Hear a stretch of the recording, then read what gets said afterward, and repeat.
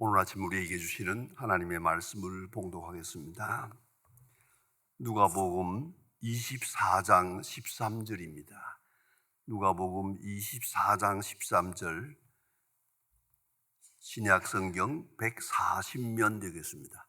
신약성경 140면, 누가복음 24장 13절부터 주신 말씀을 봉독하겠습니다. 이 말씀을 봉독할 때에 모두가 다 하나님의 음성을 직접 들으실 수 있기를 바랍니다.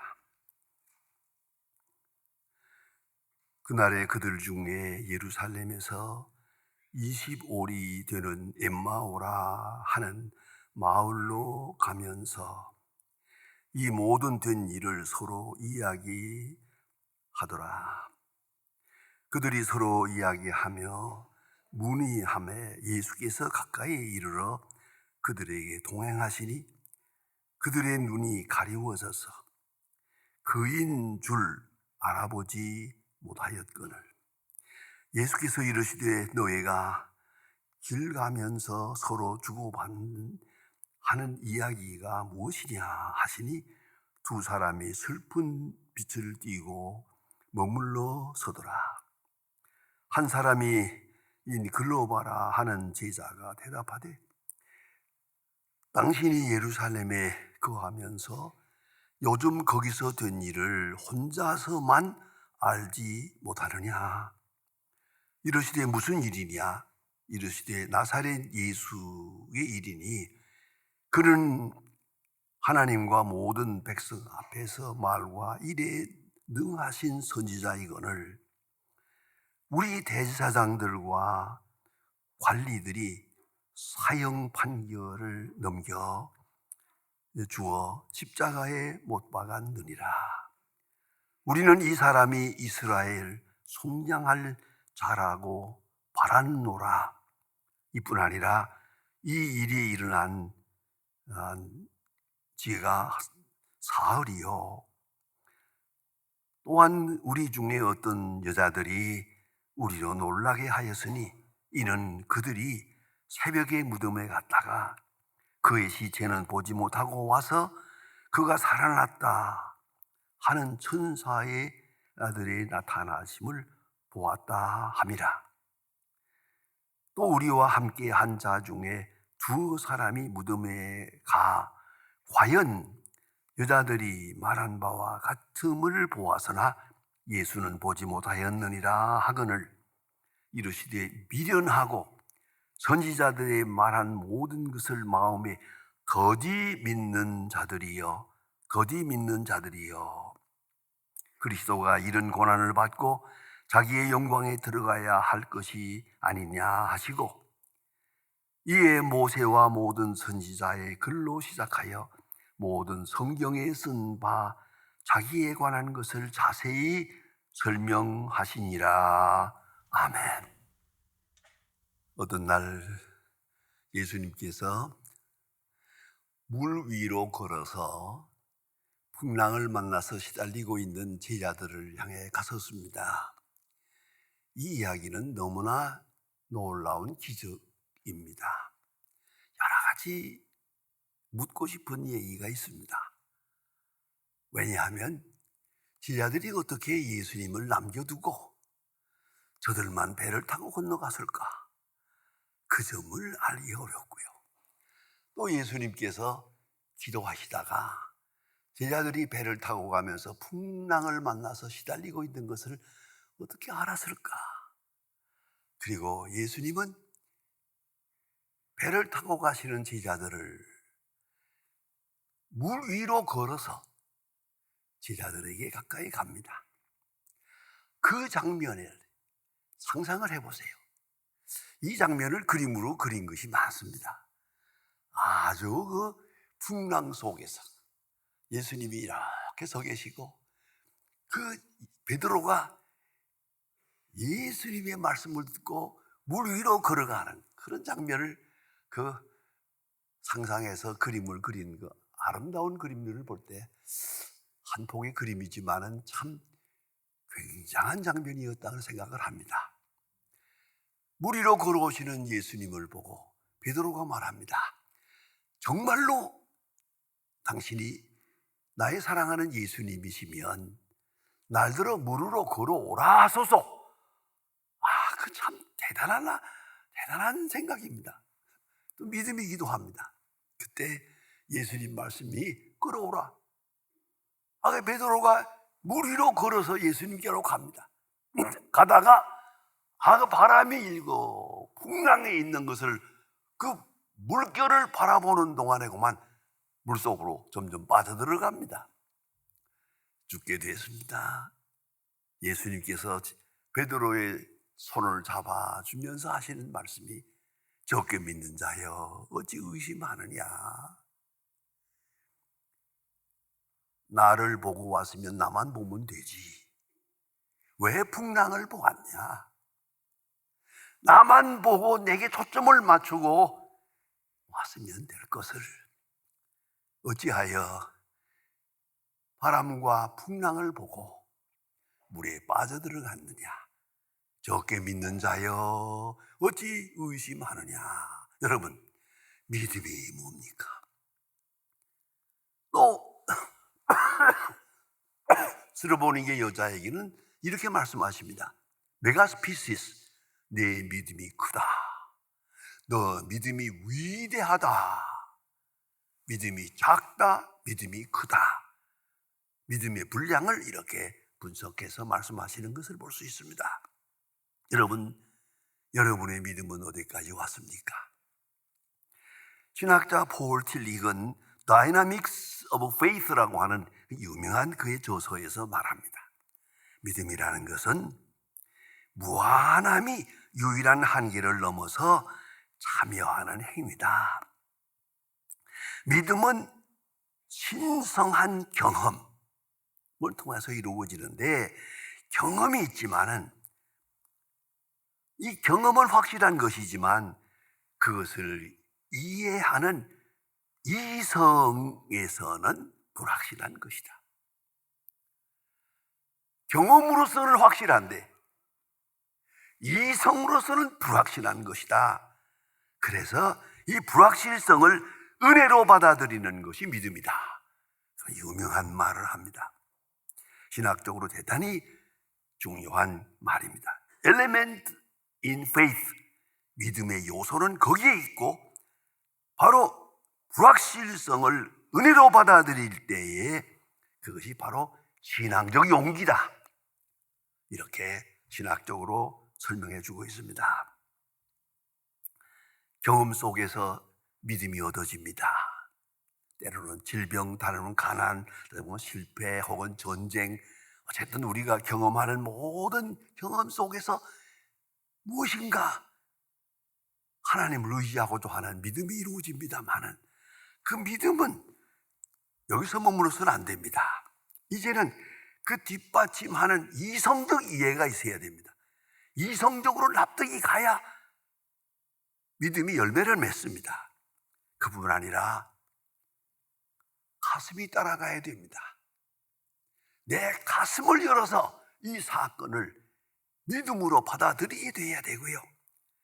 그리고 다시 경험을 반복하는 동안에 확실한 믿음을 얻게 됩니다. 믿음의 확증을 찾아가게 된다. 이것이 우리의 믿음 생활의 순례의 생활입니다. 믿음 없는 사람, 믿음 있는 사람. 오늘 본문에서는 이 두 사람의 대결이 있습니다. 엠마오로 가는 두 제자, 예수님 부활하신 것을 어렴풋이 들었습니다마는 회의에 빠지고 불신앙을 가지고 낙심하고 그러면서 엠마오로 갑니다. 예수님과 대화를 합니다. 왜 바른 믿음을 가지지 못했을까? 그 이유는 몇 가지가 있습니다. 첫째, 잘못된 기대감 때문입니다. 세속적인 욕망, 19절로 21절에 있습니다만은 그렇습니다. 이 사람이 이스라엘을 회복할 자라고 믿었노라. 쉽게 말하면 이스라엘 왕이 될 줄로 믿었노라.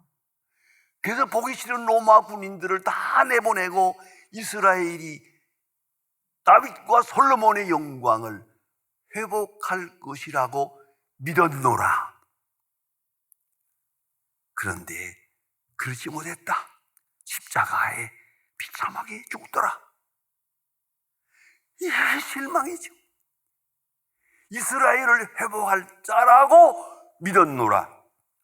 세속적인 욕망, 그것에 쌓여서 예수님을 바로 볼 수가 없었습니다. 그들의 신앙 속에는 죽음 없는 영생을 바라고 있습니다. 죽음 없이 영생, 그것이 무엇인지 모르지만 어쨌든 고난과 죽음은 싫고 그리스도로 말미암아 바로 영생으로 직행하는 그러한 영생을 기대했습니다. 고난 없는 영생, 세속의 연장선에서 영생을 기대했습니다. 기적이란 뭡니까? 고통 없는 세상을 만들어주는 것. 능력이란 무엇입니까? 십자가 없이 영광을 누리는 것. 그런 것을 바랬어요. 그러나 여러분 아시는 대로 성경은 말합니다. 성경은 계속 말합니다. 고난의 구속사적 의미, 고난은 여러분 인정해야 합니다. 고난은 필요한 것입니다. 여러분 자신을 보아도 어떻습니까? 언제 기도했습니까? 언제 진실했습니까? 언제 하나님 앞에 가까이 갔습니까? 고난. 미안하지만 감기라도 걸려야 믿음을 합니다. 그렇게 기도한다고 하지만 진실하지 못했습니다. 고난 중에 기도합니다. 고난 중에 주께 가까이 나아갑니다. 주님을 사모하게 됩니다. 여러분, 이걸 잊지 말아야 합니다. 고난을 통해서 하나님은 말씀하시고, 하나님은 통해서 심판도 하시고 구원도 하시고, 하나님이 원하시는 그러한 사람들로 재창조해 나가신다는 것을 알아야 합니다. 그런 거로 고난이란 하나님의 우리를 향한 구원하심의 수단입니다. 회개케 하시는 방편입니다. 주님 앞에 가까이 나가게 하는 은사입니다.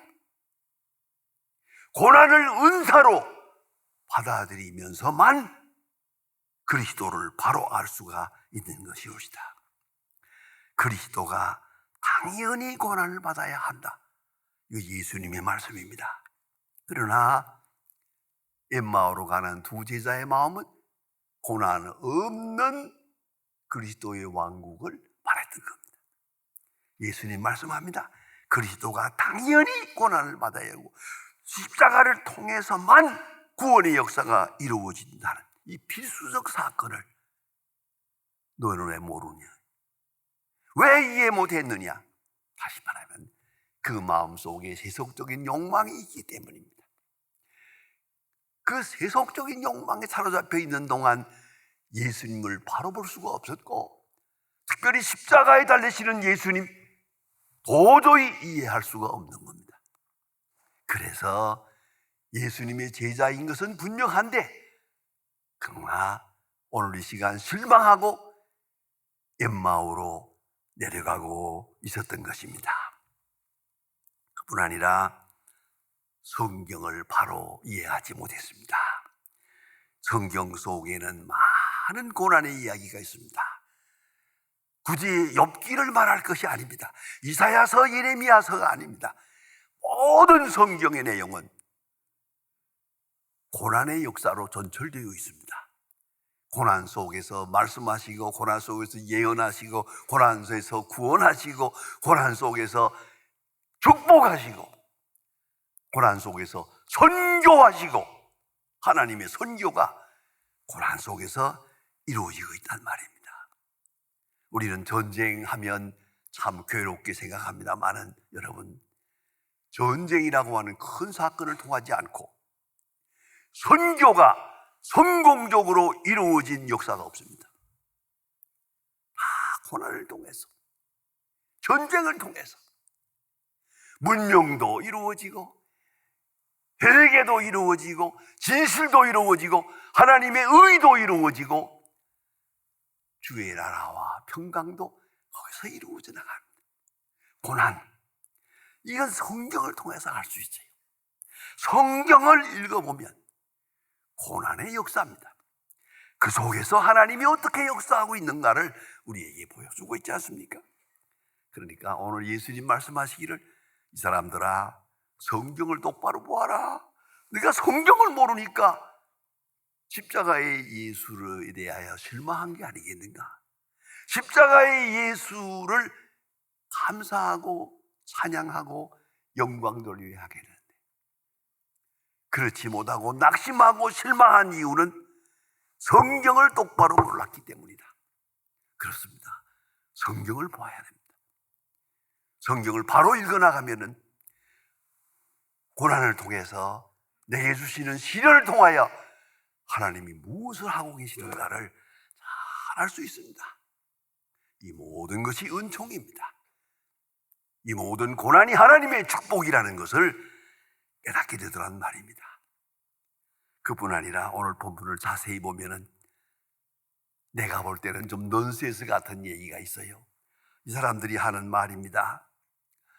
우리가 예수님께서 이스라엘을 회복할 자라고 믿었는데 비참하게 십자가에 돌아가셨습니다. 그래서 실망했는데, 좀 이상한 것은 십자가에 돌아가신 예수가 부활했다는 겁니다. 그런 말이 있고요. 여인들이 그렇게 말했고 천사를 만났다고 그러고, 베드로와 요한도 가서 빈 무덤을 보고 왔다고 라고 하더라, 이러고 나와요. 이게 마음에 안 들어요. 그런 소문을 들었으면 자기들도 가봐야 될 거 아니에요? 빈 무덤이라도 내가 가보겠다, 내 눈으로 확인하겠다. 왜 그런 적극적이 없어요? 적극성이 없어요. 오늘 본문 보면 아주 마음에 안 들어요, 이 사람. 십자가에 부활했다고 하더라. 천사를 만났다고 하더라. 두 제자도 갔다가 빈 무덤밖에를 못 봤다고 라고 하더라. 끝. 이런 소극적인 자세가 바로 예수님을 바로 알 수 없는 이유란 말입니다. 좀 더 적극적이래야 합니다. 신학에 보면 재미있는 얘기가 있습니다. 유명한 신학자는 본래는 기독교를 반대하는 사람이에요. 많은 사람들이 예수 부활했고 예수님의 능력이고 세상이 어떻고 하는 것을 보고 이 사람이 결심했어요. 내가 연구를 많이 해가지고 어리석은 사람들이 예수 믿는 것을 못 믿게 하겠다. 예수님의 역사가 허상이라는 것을 증명을 해야겠다 생각을 하고 Life of Christ라고 하는 책을 씁니다. 예수님의 생애라는 책을 자세히 연구해가면서, 그 책은 명저가 된 이유가 첫 부분에서는 예수님을 휴머니스트로, 예수님을 인도주의자로 이렇게 써갑니다. 쭉 쓰다가 마지막 부분에 가서는 능력의 사람이요 예수님은 하나님의 아들이라 하는 말로 결론을 맺습니다. 다시 말하면 예수 믿는 사람들 못 믿게 하기 위해서 성경 연구하다가 저도 믿게 되고 부활의 예수를 믿게 됐다 하는 그런 얘기입니다. 제가 아는 분 가운데도 그런 사람이 있어요. 이거 마누라가 교회 다닌다는데 영 마음에 안 들어. 이거 어리석은 사람들 하는 짓 아닌가. 그래서 마누라 따라서 내가 교회를 가봐야겠다. 가보고 나서 자건 못 가게 하든지 뭐라고 해야겠다 해서 마누라 따라서 몰래 교회 다녔어요. 몇 번 다니다가 예수 믿게 되지. 그건 나온 거 잘한 거 아닙니까? 교회 안 나오고 뭐 어쩌고 그건 좋지 않아요. 반대를 해도 교회 나오고 반대해야지. 불신앙의 사람이 되더라도 성경을 알고 탐구하고 그런 정열이 필요합니다. 적극적인 자세. 오늘 이 사람 내 마음에 안 들어요. 예수님 십자가에 돌아가신 거 실망했다. 부활했다고 하더라. 제자들이 갔다가 무덤을, 아니 자기도 가보면 될 거 아니에요. 왜 앉아가지고 이런 생각하고 있냐 말이에요. 그런 거로 저는 엠마오로 갈 수밖에 없는 것이다. 좀 더 적극적으로 여러분 이걸 잊지 말아야 합니다. 몸과 마음을 바쳐서 좀 더 긍정적이고 적극적 신앙의 자세가 필요합니다. 그뿐 아니라 오늘 마지막에 이 본문에 중요한 것은 성령이 감동을 했어요. 성령이 감동해서 눈을 열어줄 때 예수를 알아보게 됩니다. 모든 노력, 모든 수고가 있겠지만 성령의 역사가 있어야 십자가의 뜻을 알 수 있고 대속의 의미를 알 수 있고 십자가를 통하여 내게 계시하신 하나님의 사랑이 얼마나 위대한 것을 깨닫게 되고 성령을 통해야 성경을 알게 되고 성령을 통해야 사건을 복음적 해석할 수가 있다는 말입니다. 그걸 잊지 말아야 합니다. 성령의 역사가 꼭 필요합니다. 그래서 오늘 성경이 아주 드라마틱하잖아요. 성령이 임해서 눈이 열리니까 지금 말씀하시는 분이 예수 그리스도인 것을 알아보게 됩니다. 성령이 눈을 열어주었다. 성령이 마음의 눈을 열어주어야 성경도 알 수가 있고 현실도 이해할 수 있고 역사를 바로 볼 수 있고 내 운명의 미래도 바로 알 수 있는 것이란 말입니다. 그래야 오늘 예수님 말씀합니다. 엠마오로 가던 두 제자에게 더디 믿는 자여 그래요. 더디 믿는 자여 브라데이스라고 하는 말입니다. 영어로는 슬로우 빌리버 믿기는 믿는데 속도가 느려. 믿기는 믿는데 비상적이야. 믿기는 믿을 수 있는 것 같은데 소극적이야. 여러분 좀 더 생각을 다시 해서 적극적이고 그리고 하나님의 말씀과 내게 향한 계시를 바로 이해하고 주의 제자가 되고 주를 전하고 주와 함께하는 생활을 해야 될 거라고 생각합니다. 저들은 믿음은 있었습니다. 그러나 세속적 욕망에 쌓여서 믿고 싶은데 믿을 수 없었습니다. 따르고 싶은데 따를 수 없었습니다. 여기서 벗어나지 못했습니다. 오늘 예수님께서 친히 말씀하셨습니다. 내 제자가 되려거든 자기를 부인하고 자기 십자가를 지고 나를 쫓을 것이니라. 나를 온전히 부인하지 못하면 예수님이 보이지 않습니다.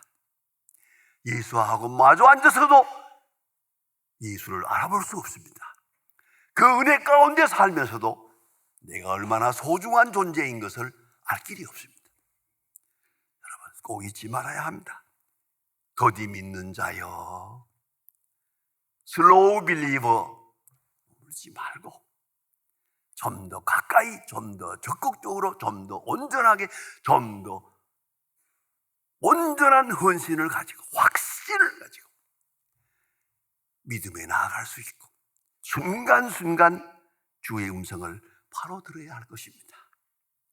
엠마오로 가는 이 두 제자들 이제 예수님의 얼굴을 알아보는 순간 다시 예루살렘으로 돌아갔습니다. 다시 예수님을 만나는 그 순간 다시 예루살렘으로 돌아갔다. 아주 아름다운 결말을 본문에서 읽을 수 있습니다. 오늘 내 믿음의 현주소가 어딘지 어디까지 왔는지 생각하며 새로운 믿음을 회복하는 은총이 있기를 바랍니다. 기도하십시다. 하나님 아버지, 오늘도 주의 음성을 듣고 주 앞에 나왔습니다.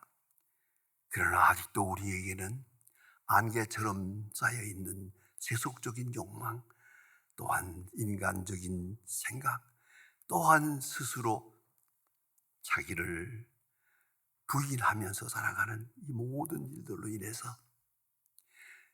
성경을 읽어도 바로 알 수 없고, 기도해도 응답을 얻지 못하고, 말씀을 들어도 확실한 능력을 체험하지 못하는 가운데 있사오니 주여 긍휼히 여기시사 이 시간 안개처럼 우리에게 쌓여있는 이 세속적인 시각과 욕망을 다 제해버리고 깨끗하고 온전한 심령으로 주님의 얼굴을 배우며 십자가의 은총을 보며 하나님의 그 신은혜에 응답하는 귀하고 복된 하나님의 자녀들 되게 하여 주시옵소서. 주 예수 그리스도의 이름으로 기도드립니다. 아멘.